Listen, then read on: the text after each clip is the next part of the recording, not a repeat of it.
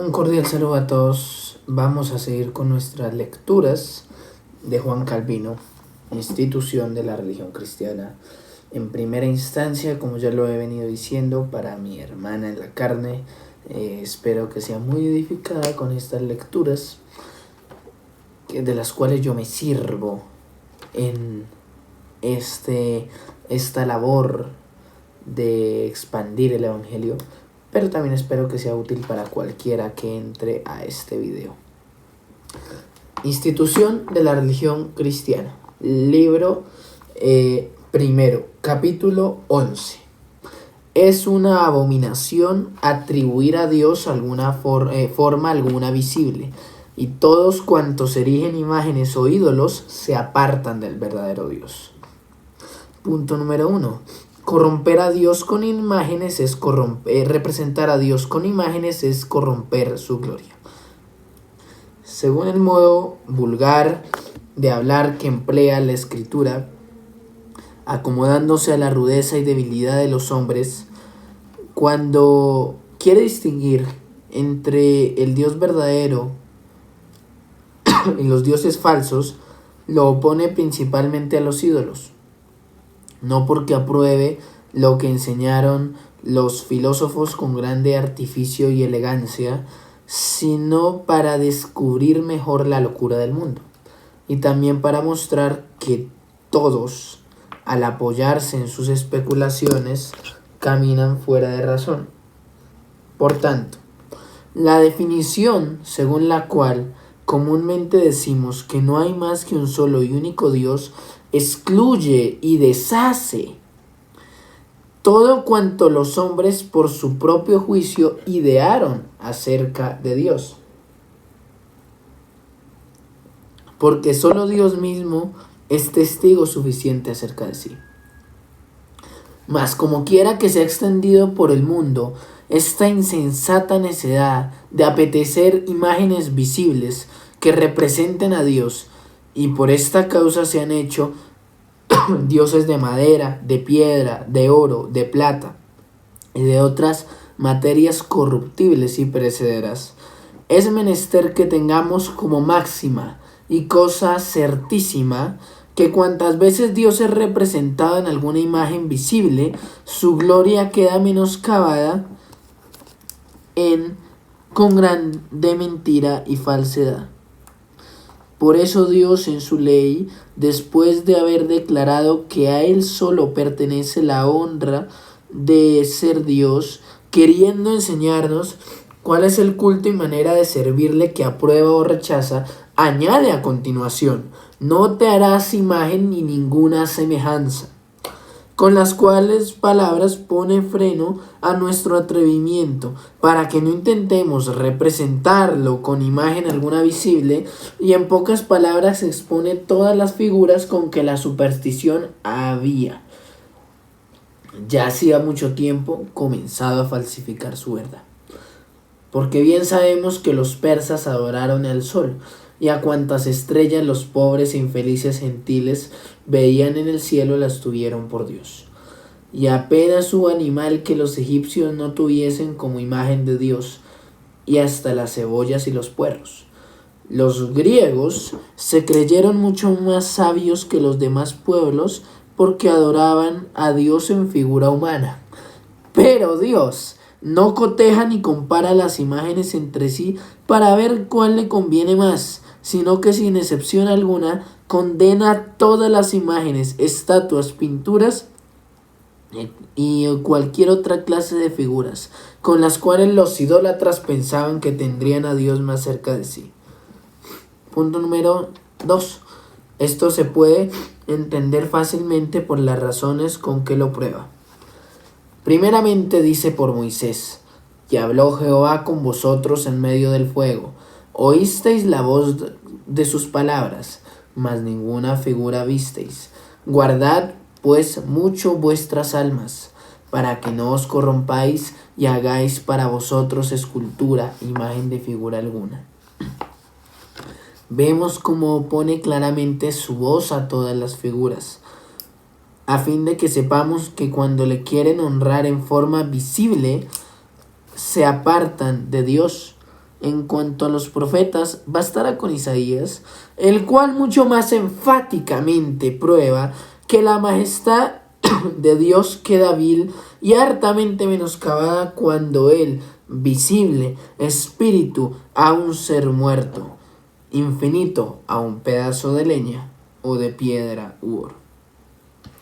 Casi de la misma manera razona San Pablo, diciendo: siendo pues linaje de Dios, no debemos pensar que la divinidad sea semejante a oro o plata o piedra, escultura de arte o de imaginación de hombres. Por donde se ve claramente que cuantas estatuas se labran y cuantas imágenes se pintan para representar a Dios, sin excepción alguna, le desagradan, como cosas con las que se hace grandísima injuria y afrenta a su majestad. Y no es de maravillar que el Espíritu Santo pronuncie desde el cielo tales acertos, pues él mismo fuerza a los desgraciados y ciegos idólatras a que confiesen esto mismo en este mundo. Bien conocidas son las quejas de Séneca, que San Agustín recoge. Los dioses, dice, que son sagrados, inmortales e inviolables, los dedican en manera vilísima y de poco precio, y fórmanlos como a hombres o como a bestias, y también como cuerpos que si estuviesen vivos y se nos presentaran delante, pensaríamos que eran monstruos. Por lo cual nuevamente se ve claro que los defensores de las imágenes se justifican con vanas excusas, diciendo que las imágenes fueron prohibidas a los judíos por ser gente muy dada a la superstición, como si fuera solo propio de una nación lo que Dios propone de su eterna sabiduría y del orden perpetuo de las cosas. Y lo que es más, San Pablo no hablaba con los judíos, sino con los atenienses, cuando refutaba el error de representar a Dios en imágenes. Punto número 3. Signos bajo los cuales Dios ha manifestado su presencia. Es verdad que Dios se manifestó a veces con ciertas señales, de modo que la Escritura dice que lo vieron cara a cara. Pero cuantos signos quiso tomar para manifestarse a los hombres se adaptaban muy bien a su manera de enseñar y a la vez advertían a los hombres sobre lo incomprensible de su esencia, porque la nube, el humo y la llama, aunque eran señales de la gloria celestial, no dejaban de ser como un freno para detener al entendimiento y que no intentase subir más alto. Por lo cual ni aun Moisés, con el cual Dios se comunicó mucho más familiarmente que con ningún otro, pudo lograr, por más que se lo suplicó, ver su rostro. Antes bien, le respondió que el hombre mortal no era capaz de resistir tanta claridad. Se apareció el Espíritu Santo en forma de paloma, pero viendo que luego desapareció, ¿quién no cae en la cuenta de que con esta manifestación fugaz se ha advertido a los fieles que debían creer que el Espíritu Santo es invisible, a fin de que descansando en su virtud y en su gracia no buscasen figura externa alguna? En cuanto a que algunas veces apareció Dios en figura de hombre, esto fue como un principio o preparación de la revelación que en la persona de Jesucristo se había de hacer, por lo cual no fue lícito a los judíos, so pretexto de ello, hacer estatuas semejantes a hombres. También el propiciatorio, desde el cual Dios en el tiempo de la ley mostraba claramente su potencia, estaba hecho de tal manera que daba a entender que el mejor mediador, el mejor medio de ver a Dios es levantar el espíritu a lo alto, lleno de admiración. Porque los querubines con sus alas extendidas lo cubrían del todo, el velo lo tapaba, el lugar mismo donde estaba era tan escondido y secreto que no se podía ver nada. Por tanto, Es evidente que los que quieren defender las imágenes de Dios o de los santos con este ejemplo de los querubines son insensatos y carecen de razón. Porque, ¿qué hacían aquellas pequeñas imágenes en aquel lugar, sino dar a entender que no había imagen alguna visible, apropiada y capaz de representar los misterios de Dios? Pues con este propósito se hacían de modo que al cubrir con sus alas el propiciatorio, no solamente impidiesen que los ojos vieran a Dios, sino también los demás sentidos, y esto para refrenar nuestra temeridad. También está conforme con esto lo que los profetas cuentan, que los serafines que ellos vieron tenían su cara descubierta, con lo cual quieren dar a entender que el resplandor de la gloria de Dios es tan grande, que incluso los mismos ángeles no la pueden ver perfectamente, y que los pequeños destellos que en ellos refulgen nosotros no los podemos contemplar con la vista corporal. Aunque, como quiera que los querubines, de los cuales al presente tratamos, según saben muy bien los que tienen alguna idea de ello, pertenecían a la antigua doctrina de la ley, sería cosa absurda tomarlos como ejemplo para hacer lo mismo hoy, pues ya pasó el tiempo en el que los tales rudimentos se enseñaban, y en esto nos diferencia San Pablo de los judíos. Ciertamente es bien vergonzoso que los escritores profanos hayan interpretado la ley mucho mejor que los papistas. Juvenal, mofándose de los judíos, les echa en cara que adoran a las puras nubes y a la divinidad del cielo. Es verdad que mienten maliciosamente con ello, pero al declarar que entre los judíos no existía imagen alguna, está más conforme con la verdad que los papistas, los cuales quieren hacer creer lo contrario. En cuanto a que este pueblo, luego, sin consideración alguna, se precipitó y se fue tras los ídolos tan prontamente y con tanto ímpetu, como lo suelen hacer las aguas cuando en gran abundancia brotan del manantial, precisamente podemos aprender cuán grande es la inclinación que en nosotros existe hacia la idolatría, en vez de atribuir a los judíos un vicio en el que todos estamos tocados, a fin de perseverar de este modo en el sueño de los vanos halagos y de la licencia para pecar. Punto número 3. Dios no puede ser de materia inanimada.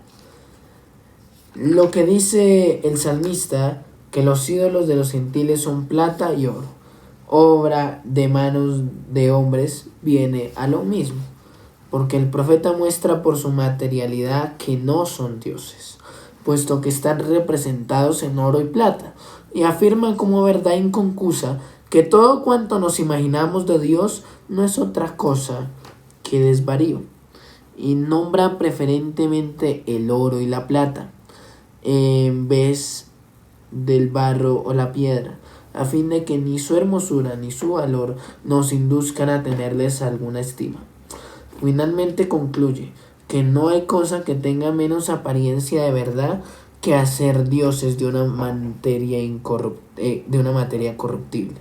Y juntamente con esto insiste muy a propósito en que los hombres se enorgullecen excesivamente dando a los ídolos la honra debida a Dios, ya que ellos mismos con harta dificultad pueden asegurar que vivirán un solo momento.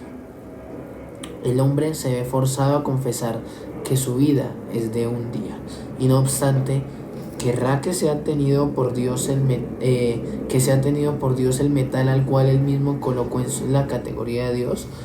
Porque ¿cuál es el origen de los ídolos sino la fantasía y el capricho de los hombres? Muy justamente se burla de esto cierto poeta pagano, el cual presenta un ídolo hablando de esta manera: yo fui en el tiempo pasado un tronco de higuera, un pedazo de leño inútil, cuando el carpintero, estando en duda de lo que haría conmigo, al fin decidió hacerme Dios. No es maravilla que pobre hombre formado de la tierra, al que casi a cada momento se le está yendo la vida, presume de quitar la gloria y la honra a Dios y de atribuírsela a un tronco seco? Pero puesto que el mencionado poeta era epicurio y no se le daba nada de ninguna religión, sino que de todas se burlaba, dejando a un lado sus bromas y la de sus semejantes, muévanos, o mejor dicho, lléguenos a lo vivo la reprensión del profeta, que habla de esta manera: de él, el pino, se sirve luego el hombre para quemar, y tomará de ellos para calentarse. Enciende también el horno y cuece panes. Hace además un dios y lo adora. Fabrica un ídolo y se arrodilla delante de él. No saben ni entienden, dice el profeta Isaías. Igualmente, el mismo profeta en otro lugar no solamente los condena por la ley, sino también los reprende por no haber aprendido de los fundamentos de la tierra. Pues no puede haber cosa más absurda que querer forzar a Dios a que sea de 5 pies, siendo infinito e incomprensible. Sin embargo, la experiencia nos enseña que una abominación tan horrenda, la cual claramente repugna al orden natural, es un vicio normal en los hombres. Hemos también de entender que la Escritura, cuando quiere condenar la superstición, usa muchas veces esta manera de hablar, a saber, que son obras de las manos de los dioses, de los hombres, desprovistas de la autoridad de Dios, a fin de que tengamos como regla infalible que todos los servicios divinos que los hombres inventan per se o por sí mismos son abominables. Este pecado es aún más encarecido en el Salmo, diciendo que los hombres, que precisamente son creados con entendimiento para que sepan que todas las cosas se mueven por la sola potencia divina, se van a pedir ayuda a las cosas muertas y que no tienen sentido alguno. Pero porque la corrupción de nuestra naturaleza maldita arrastra casi todo el mundo, tanto en general como en particular, a tan grave desvarío, finalmente el Espíritu Santo fulmina esta horrible maldición. Semejantes a ellos son los que los hacen, y cualquiera que confíe en ellos. Hay que notar también que no prohíbe a Dios menos las imágenes pintadas que las detalla, con lo cual se condena la presunta exención de los griegos, que piensan obrar conforme al mandamiento de Dios porque no hacen esculturas, aunque pintan cuantas les parece, y realmente en esto aventajan a todos los demás. Pero Dios no solamente prohíbe que se le represente en talla, sino de cualquier otra manera posible, porque todo esto es vano y para gran afrenta de su majestad. Punto número 5. Las imágenes son como los libros de los ignorantes. Conozco muy bien el refrán: las imágenes son los libros de los ignorantes. Así lo dijo San Gregorio. Pero otra cosa muy diferente dijo el Espíritu Santo. Y si San Gregorio, en lo que toca esta materia, hubiera sido enseñado del todo en esta escuela, nunca hubiera dicho tales palabras.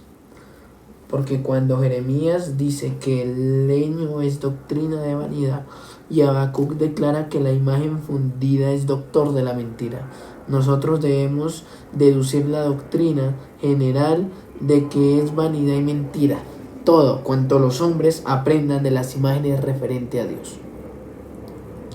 Si alguno objetare que los profetas reprenden a los que hacían mal uso de las imágenes para sus impías supersticiones, estoy de acuerdo con ellos. Pero añade también lo que nadie ignora, que con esto los profetas condenan lo que los papistas tienen por máxima infalible, que las imágenes sirven de libros, porque ellos oponen todos los ídolos al verdadero Dios como cosas contrarias y que jamás se pueden conciliar.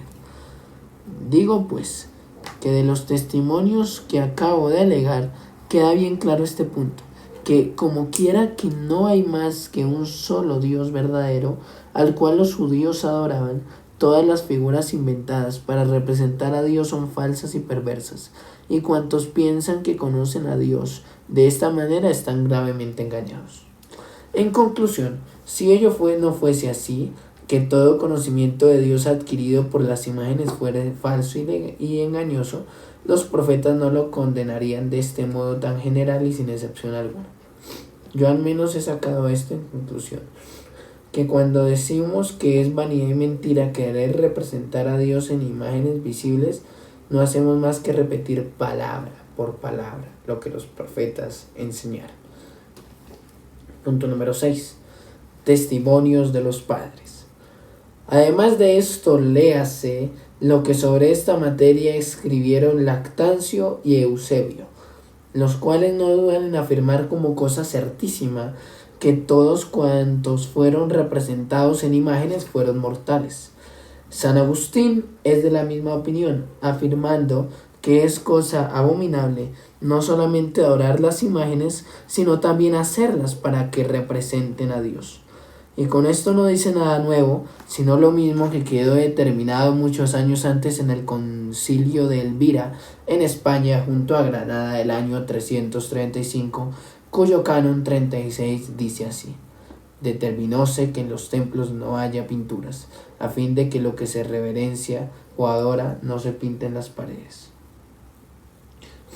Es también digno de perpetua memoria lo que San Agustín cita en otro lugar de un pagano llamado Varrón, y él mismo aprueba que los primeros que hicieron imágenes quitaron el temor de Dios del mundo y aumentaron el error. Si solamente Varrón dijera esto, pudiera ser que no se le diese gran crédito. Disculpadme. Sin embargo, gran vergüenza es para nosotros que un gentil, que sin la luz de la fe andaba en tinieblas y como a tientas, haya logrado tanta claridad que llegara a decir que las imágenes visibles con que los hombres han querido representar a Dios no convienen a su majestad, porque disminuyen en ellos su temor y aumentan el error. Ciertamente la realidad misma se demuestra tan verdadera como prudencia hubo al decirlo. El mismo San Agustín, tomando esta sentencia de Varrón, la hace suya. En primer lugar, prueba que los primeros errores que cometieron los hombres no comenzaron con las imágenes, sino que aumentaron con ellas. Después declara que el temor a Dios sufre menoscabo y aún del todo desaparece por los ídolos, porque fácilmente puede ser menospreciada su deidad con una cosa tan vil como son las imágenes. Y pluguiese a Dios que no hubiéramos experimentado tanto cuanta verdad hay en esto último. Por tanto, quien desee enterarse bien, aprende en otra parte, y no en las imágenes, lo que debe saber de Dios. Punto número 7. Los abusos de los papistas. Si pues los papistas tienen alguna honradez, no vuelvan a usar en adelante de este subterfugio, que las imágenes son los libros de los ignorantes, pues claramente lo hemos refutado con numerosos testimonios de la Escritura. Pero aunque yo les concediese esto, ni aun así habrían ganado mucho en su propósito, pues todos ven qué disfraz tan monstruoso nos venden como Dios. En cuanto a las pinturas o estatuas que dedican a los santos, ¿qué otra cosa son sino dechados de una pompa disoluta o incluso de infamia, con los cuales, si alguno quisiera conformarse, merecería ser castigado? Porque las mujeres de mala vida se componen más honestamente y con más modestia en sus mansevillas que las imágenes de la Virgen en los templos de los papistas. Ni es mucho más decente el atavío de los mártires. Compongan pues sus imágenes e ídolos con algo siquiera de honestidad, para que puedan dorar sus mentiras al pretender que son libros de cierta santidad. Pero aún así responderemos que no es esta la manera de enseñar a los cristianos en los templos, a los cuales quiere el Señor que se les enseñe con una doctrina muy diferente de estas superficialidades. Él mandó que en los templos se propusiese una doctrina común a todos, a saber, la predicación de su palabra y la administración de los sacramentos. Los que andan mirando de un sitio para otro, contemplando las imágenes, muestran suficientemente que no les es muy grata esta doctrina. Pero veamos a quién llaman los papistas ignorantes, que por ser tan rudos no pueden ser instruidos más que por medio de las imágenes. Sin duda, a los que el Señor reconoce por discípulos suyos, a los cuales honra tanto, que les revela los secretos celestiales y manda que les sean comunicados. Confieso, según están las cosas en el día de hoy, que hay muchos que no podrán privarse de tales libros, quiero decir, de los ídolos. Pero pregunto, ¿de dónde procede esta necedad?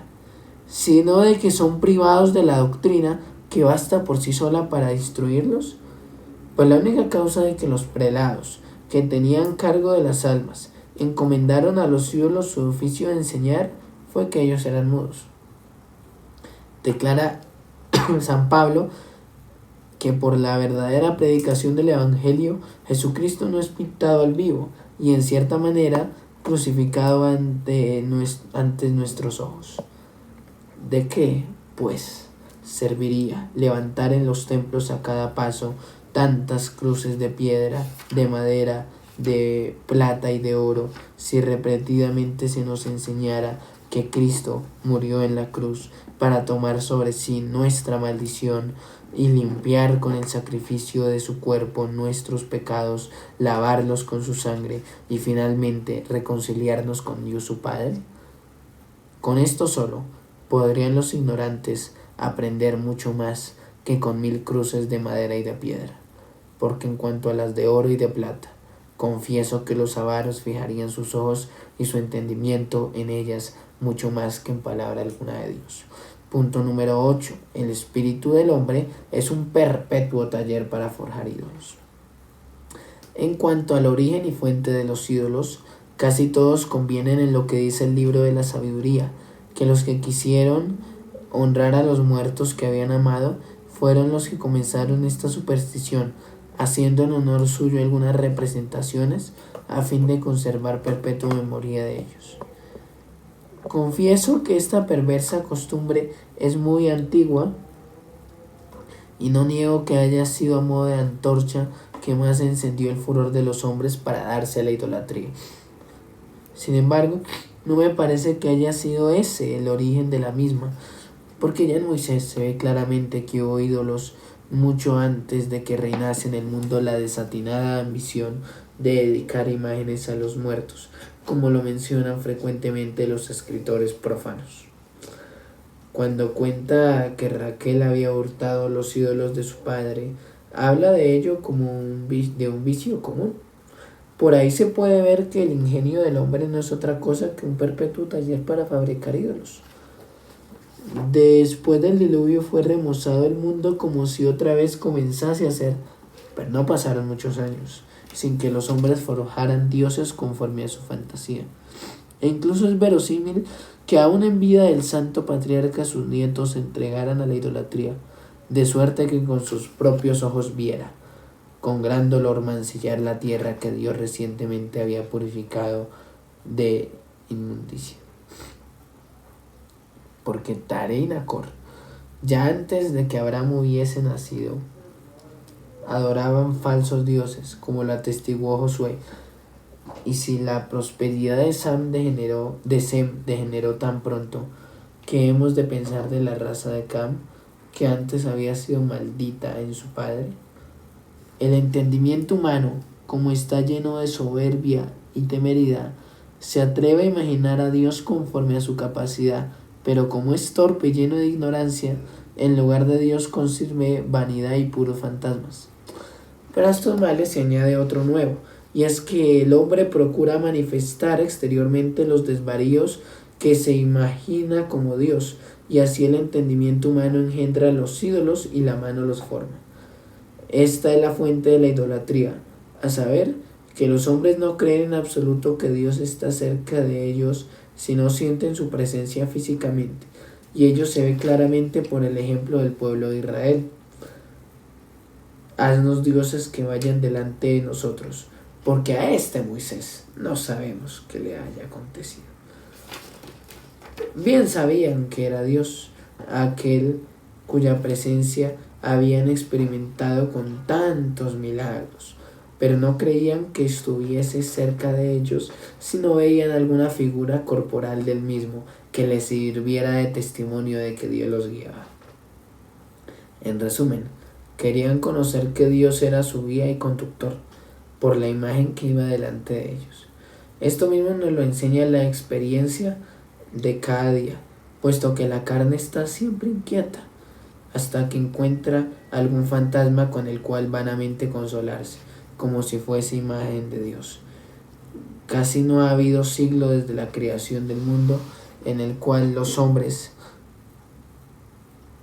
por obedecer a este desatinado apetito, no hayan levantado señales y figuras en las cuales creían que veían a Dios ante sus mismos ojos. Punto número 9 de la devoción de las imágenes. A esta imaginación sigue luego una desenfrenada devoción de adorar las imágenes, porque como los hombres piensan que ven a Dios en las imágenes, lo adoran también en ellas.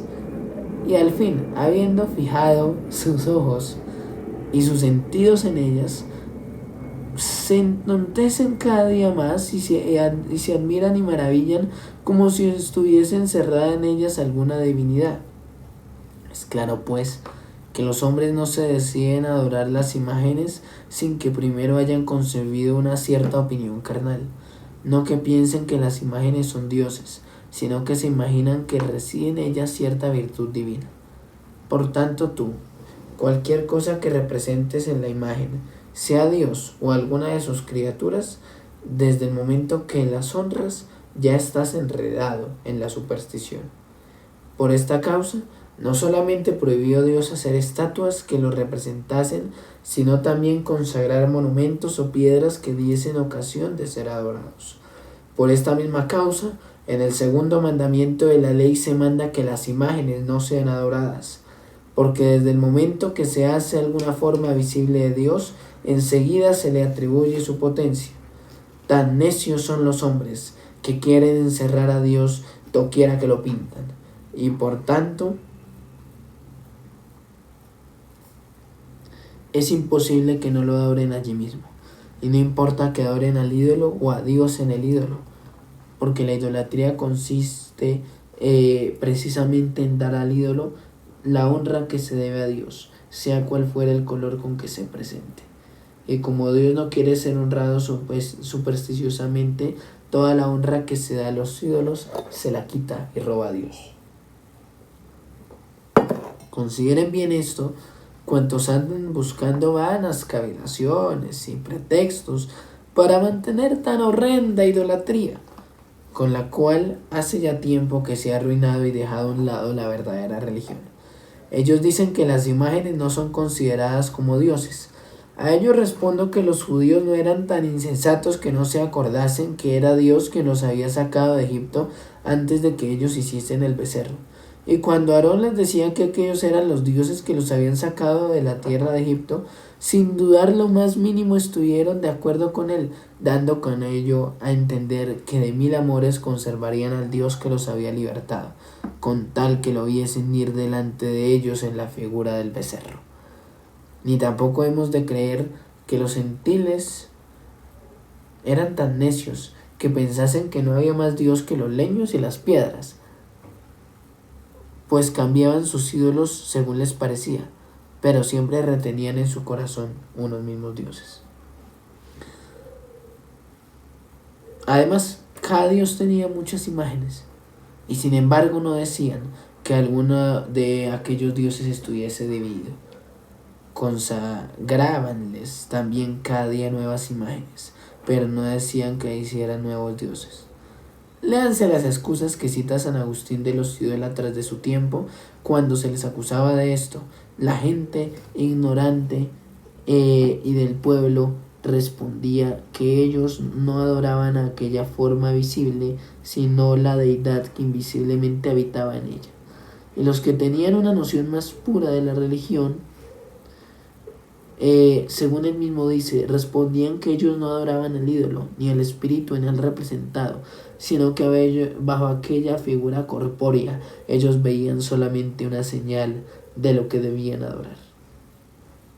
No obstante, todos los idólatras, fuesen judíos o gentiles, cometieron el pecado que hemos dicho, a saber, que no contentándose con conocer a Dios espiritualmente, han querido tener un conocimiento más familiar y más cierto, según ellos pensaban, mediante las imágenes visibles.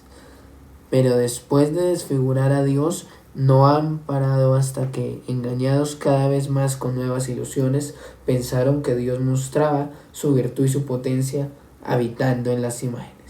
Mientras los judíos pensaban que adoraban en tales imágenes al Dios eterno, único y verdadero Señor del cielo y de la tierra, los gentiles tenían el conocimiento de que adoraban a sus dioses que habitaban en el cielo. Punto número 10. Los abusos actuales. Los que niegan que esto sucediera antiguamente y que hoy mismo sucede, mienten descaradamente. Porque ¿con qué fin se arrodillan ante ellas? ¿Por qué cuando quieren rezar a Dios se vuelven hacia ellas como si se acercasen más a Él? Es muy gran verdad lo que dice San Agustín. Todo el que ora o adora mirando así a las imágenes piensa o espera que se lo concederá. ¿Por qué existe tanta diferencia entre las imágenes de un mismo Dios, que de unas hacen muy poco o ningún caso y a las otras las tienen en tanta veneración? El ejemplo lo tenemos en los crucifijos y en las imágenes de su Nuestra Señora. Sus imágenes, unas están en un rincón cubiertas con telarañas o comidas por la carcoma, otras en cambio en el altar máximo o en el sagrario, muy limpias y cuidadas, cargadas de oro y de plata y rodeadas de lámparas que arden a su alrededor perpetuamente. ¿A qué fin tanta molestia en las peregrinaciones, yéndose de acá para allá visitando imágenes cuando los tienen iguales en sus casas? ¿Por qué combaten con tanta furia por sus ídolos, llevándolo todo a sangre y fuego, de suerte que antes permitían que les quite al único y verdadero Dios que no sus ídolos? Y no cuento los crasos errores del vulgo, infinitos en número, que incluso dominan entre los que se tienen por sabios. Solamente expongo lo que ellos mismos confiesan cuando quieren excusarse de su idolatría. No llamamos a las imágenes, dicen nuestros dioses. Lo mismo respondían antiguamente los judíos y los gentiles. No obstante, los profetas no cesaban de echarles en cara que fornicaban con el leño y con la piedra solamente por las supersticiones que hoy en día se cometen por los que llaman cristianos, o sea, porque honraban a Dios carnalmente, entregándose ante los ídolos. Punto número 11. El culto de Dulía y el culto de Latría. No ignoro... Un momento, por favor. Qué pena. No ignoro ni quiero ocultar que ellos establecen una distinción mucho más sutil con la que piensan librarse. De ella trataremos por extenso un poco más abajo.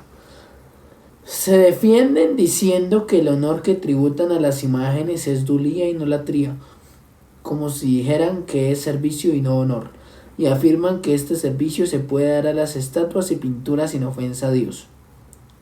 Así que se tienen por inocentes si solamente sirven a los ídolos y no los honran, como si el servicio no tuviese más importancia que la reverencia. No advierten que al buscar en la propiedad de las palabras griegas cómo defenderse, se contradicen insensatamente, porque como quiera que latreuein en griego no significa más que honrar, lo que dicen vale tanto como si dijeran que honran a sus imágenes, pero sin honrarlas. Y lo inútil que repliquen, que quiero sorprenderles astutamente con la fuerza del vocablo griego, pues son ellos los que procuran cegar los ojos de los ignorantes al mismo tiempo que dejan ver su propia ignorancia. Por muy elocuentes que sean, nunca lograrán con su elocuencia probar que una misma cosa es a la vez dos. Dejemos pues a un lado las palabras, que nos muestren de hecho en qué y cómo se diferencian de los antiguos idólatras, y así no se les tendrá por tales. Pues así como el adúltero o un homicida no se librará del pecado cometido con poner otro nombre, de la misma manera ellos no podrán justificarse con la invención de un vocablo sutil, si en la realidad de los hechos no se diferencian en nada de los idólatras, a quienes ellos mismos forzosamente tienen que condenar.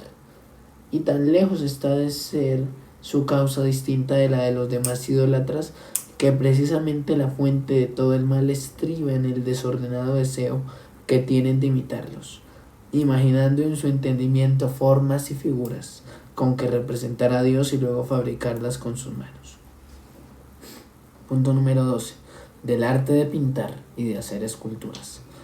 Sin embargo, no llega mi escrúpulo a tanto que opine que no se puede permitir imagen alguna, mas porque las artes de esculpir y pintar son dones de Dios, pido el uso legítimo y puro de ambas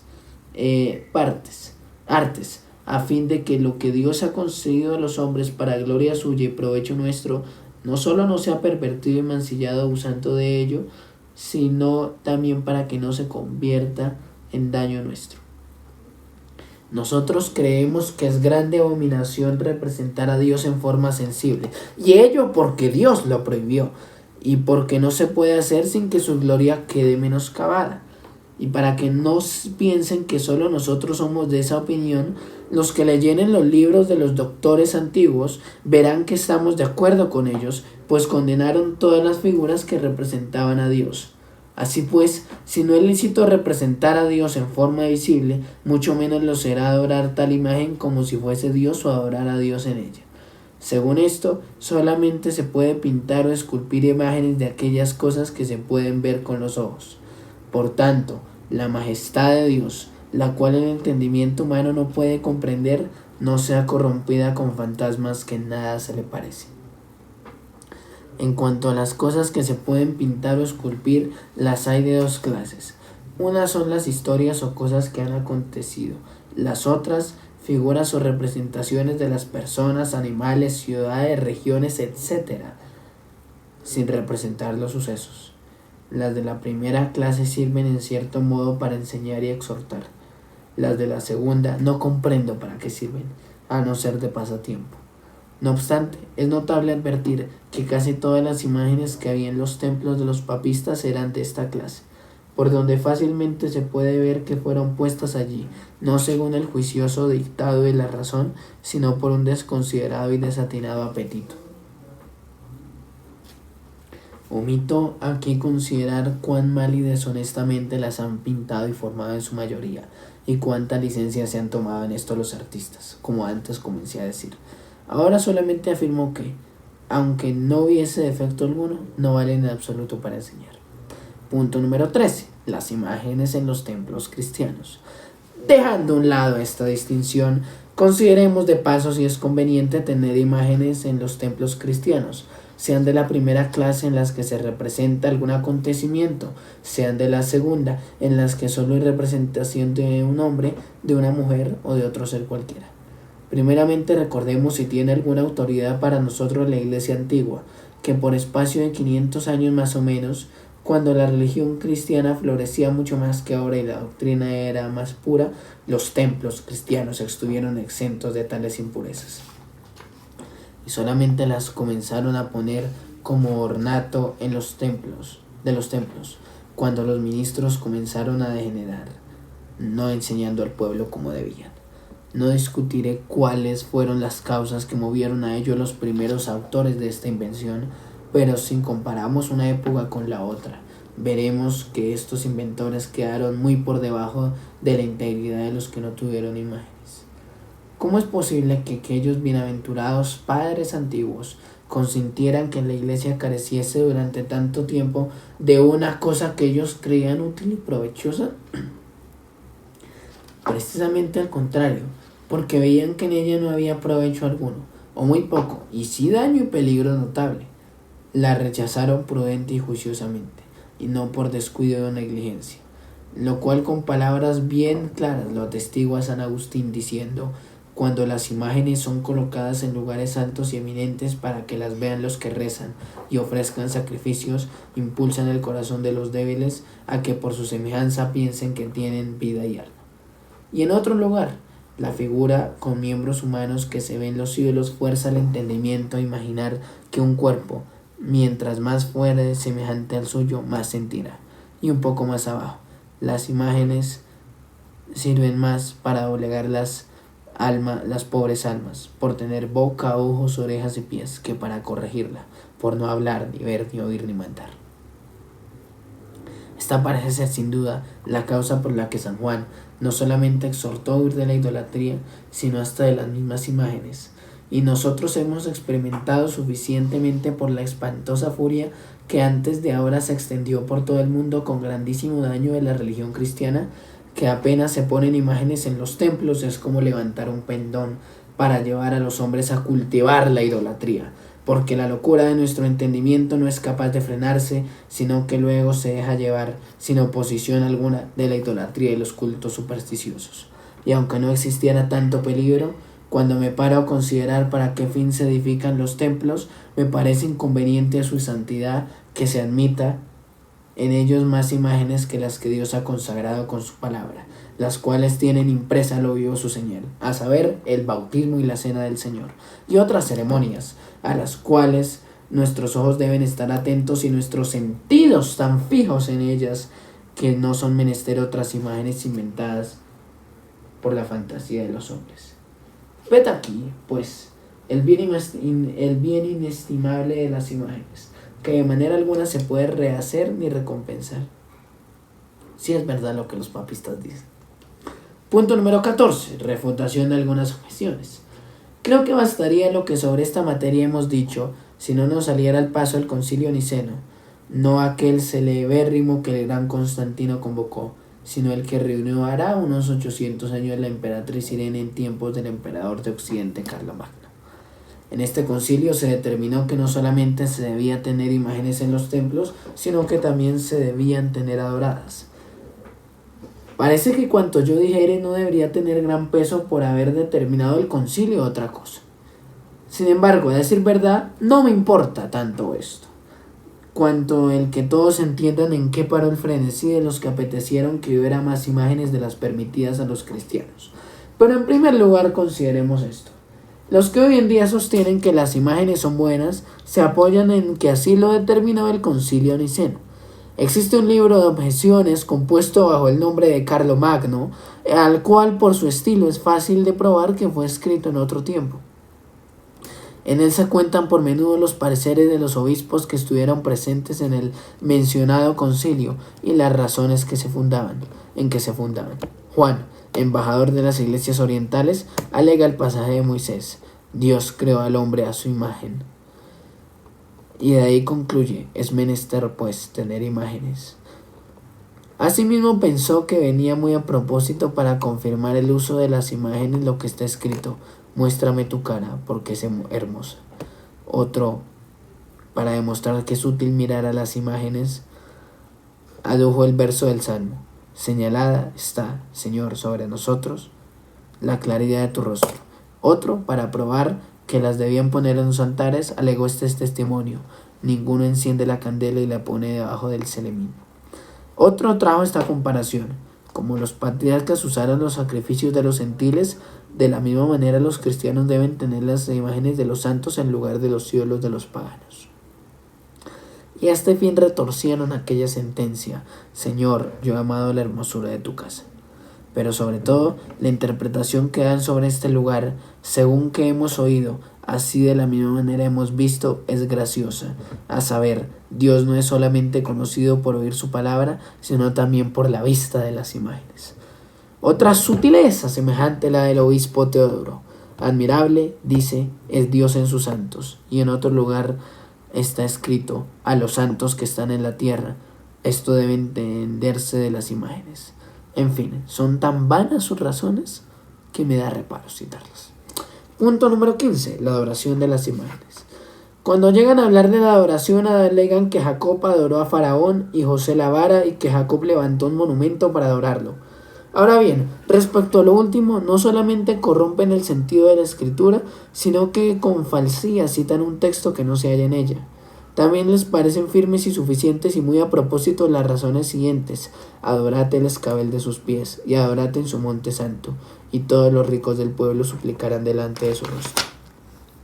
Si alguno, para reírse o burlarse, quisiese hacer un entremés y presentar a los sostenedores del culto de las imágenes, podría hacerlos hablar más desatinada y neciamente de lo que hacen estos. Y para que todo quedase bien claro y no hubiese motivo de duda, Teodosio, obispo de Mira, confirma por los sueños de su arcediano con tanta seguridad que las imágenes han de ser adoradas como si el mismo Dios lo hubiese revelado.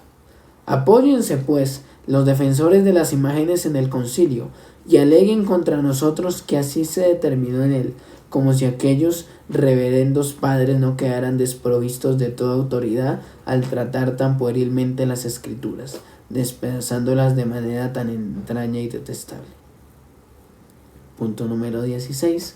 Sobre algunos blasfemos.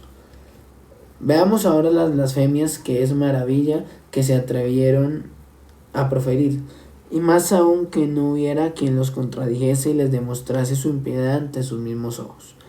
Y es conveniente que tal infamia quede al descubierto y sea considerada como se debe, a fin de que al menos el pretexto de la antigüedad que los papistas pretenden para mantener sus ídolos sea desechado. Teodosio, obispo de Amurium, anatemiza a todos los que no quieren que se adoren las imágenes. Otro atribuye todas las calamidades de Grecia y del Oriente a esta maldad, como él la llama, de que no se adora las imágenes. ¿Qué castigo, pues, merecían los profetas, los apóstoles y los mártires en tiempo de los cuales no hubo imágenes? Otro dice: puesto se queman perfumes ante la imagen del emperador, con mucha razón mayor se debe hacer esto ante las imágenes de los santos. Constancio, obispo de Constancia, en Chipre, protesta que él abraza las imágenes con toda reverencia y dice que les da la misma veneración y culto que se debe a la Santísima Trinidad, y anatemiza a todo el que rehusare hacer lo mismo, y lo pone como compañero de los maniqueos y de los marcionitas. Y para que no creáis que esto fue la opinión de uno solo, todos los demás responden amén. E incluso Juan, embajador de los orientales, encolerizándose más, declara que sería preferible que todas las mansevillas del mundo estuviesen en una ciudad que desechar el culto de las imágenes. Y al fin, por común acuerdo de todos, se decreta que los samaritanos son los peores herejes que hay, pero que los enemigos de las imágenes son aún peores que los samaritanos. Al fin concluye el concilio con una canción: regocíjense y se alegren todos aquellos que teniendo la imagen de Cristo le ofrecen sacrificio. ¿Dónde está ahora la distinción de la triaidulía con la que piensan cegar los ojos de Dios y de los hombres? Porque el concilio, sin excepción alguna, concede la misma honra a las imágenes que al mismo Dios eterno. Institución de la religión cristiana, capítulo 9 del libro primero. Estos audios primeramente para Valeria, pero también para el que todo que quiera crecer en la verdad bíblica y escritural y sistemática. Un abrazo.